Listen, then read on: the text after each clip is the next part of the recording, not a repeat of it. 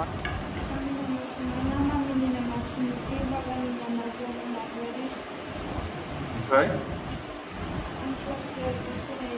हा क्लास 12 बबे कलेजाव फरायो नों हा ओमफ्राय गामिया फुटबलजरा बेसेबां जाखो बे गुवाहाटियाव फैनाया हा ओमफ्राय बे खामानियाव खेबनैसो थांदो बिदि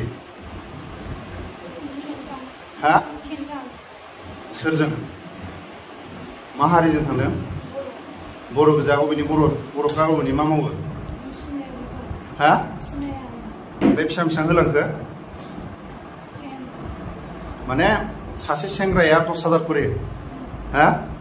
ओमफ्राय मा हटेलाव थायो ना सोरबा न'आव थायो हा हा हटेलाव थायो बिनिफ्राय गुवाहाटियाव नों माबोरै फैजेनखो ओमफ्राय नोंसोरखौ बे खामानियाव सोर फाथायो सोर लेंहरो खिथालाय जों बेरायनोसो फैदोंमोन ओमफ्राय सोर बिदि माबा खामानियाव बाहायखो नोंसोरखौ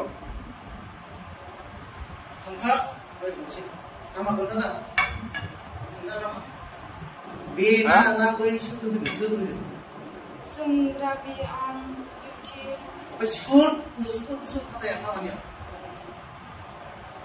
फिसा माबा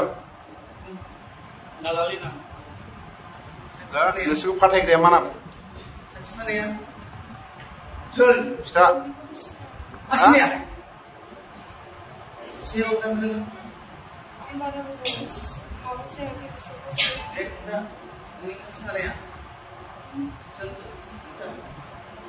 दा न'आव थांफिननानै फरायगोन ना मागोन नों माला थांगोन हा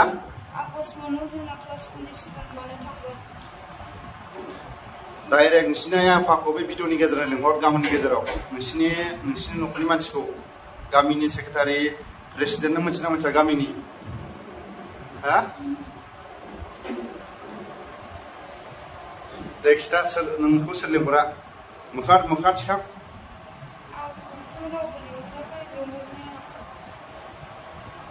ओमफ्राय बे खामानियाव नोंसोर बेरायनानै लाजिना लाजियाखै नोंसोरो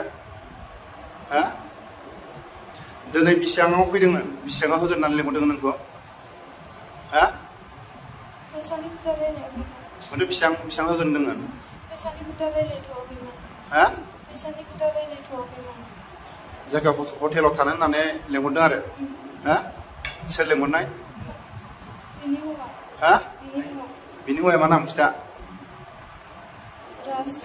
राज अबेनि बियो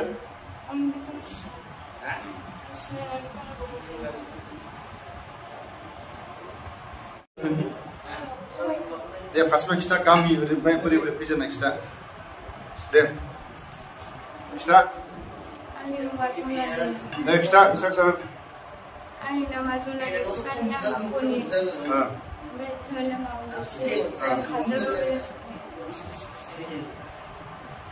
खिथा हा आंनि नामा जुनालि ओमफ्राय बिफानि नामा कनि ओमफ्राय बिमानि नामा मुस्रि आं काजलगावनि आं गुवाहाटियाव बेरायनो होननासो फैदोंमोन ओमफ्राय गाज्रि खामानियाव थानाय खेबनैसो जाखो हटेलाव थानायाव बबे हटेलाव थादों खिथा हरसे थाखायो हटेलाव नामा हा हा दसेयाव 5,000 ओमफ्राय 5,000 थाखाखौ नों मा खालायखो रुम थानायाव ओमफ्राय बिदिनो थांखासिगोन नोंसोरना देहाखौ फानहर हा ओमफ्रायथ' जेनेबा नोंसोरो 5,000नि होदावबाय नालाय जेनेबा बे जाय मानसिफ्रा फैदों बिसोर बर' दा हा सेंग्राफ्रा बहानि सेंग्राफ्रा हा बहानि बबेनि सेंग्राफ्रा खिथा हा हा बहानि मा गामिनि सेंग्राया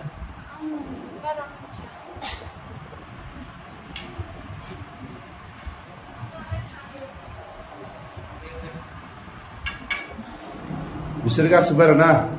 माने 5,000 10,000 थाङो आरो बिसोरो 5,000 10,000 नै बुझबाय ना 5,000 10,000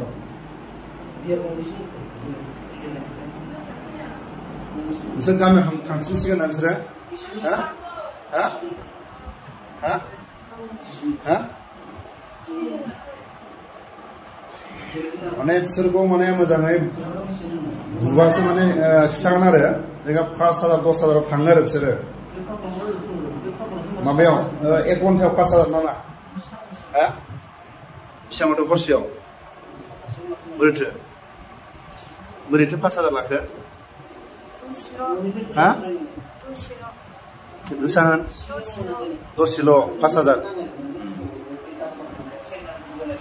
मिनिलायदोंसो बिसोर बुझाना मिनिलायदों आरो गिबियावनो नैबेखौ सोंगोरसिगोन ओरै जोंनिखौ फारसेनिफ्राय गामिनिफ्राय आरो बिमा बिफानि नाम आरो गामिनि माखासे सानैसोनि नामखौ खिथा आरो नोंसा न'खराव साबेसे दं आरो नोंनि नामखौ खिथा दे खिथार' माबा हा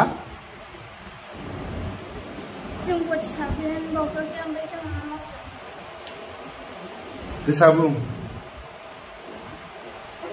ओरैनो बेबायदि गाज्रि खामानियाव खेबबेसे जाखो थांनाया हा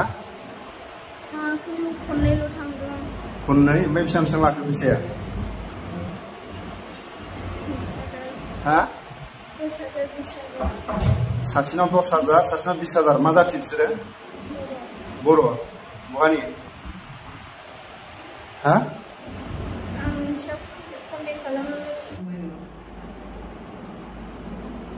एक्सएनडिपि सासन आरो मोनबावाखै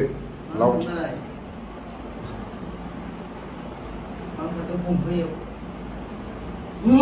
मानो खारनाय खिथालाय देलाय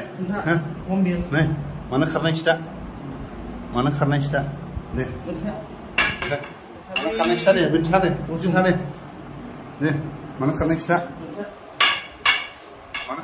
एसे मोजां खुगा मा दं दे खिथा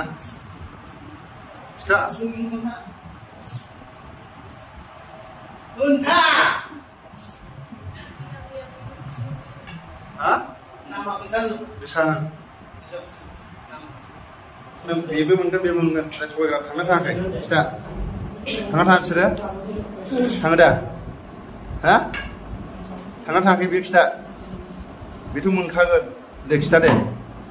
थाङो दा थाङा खिथा डेन्जार बुस्थु आरो बिसोर ना माने खुगा सिया माने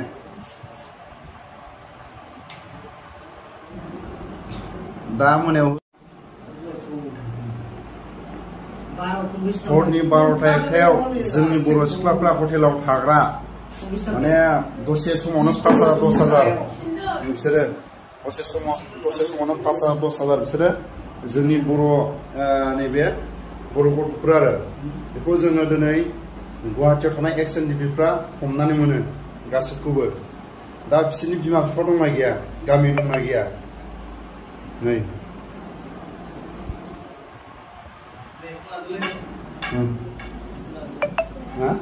मोनजादोंना मोनजायाखैमोन गाननो मोनगोना मोनाखैमोन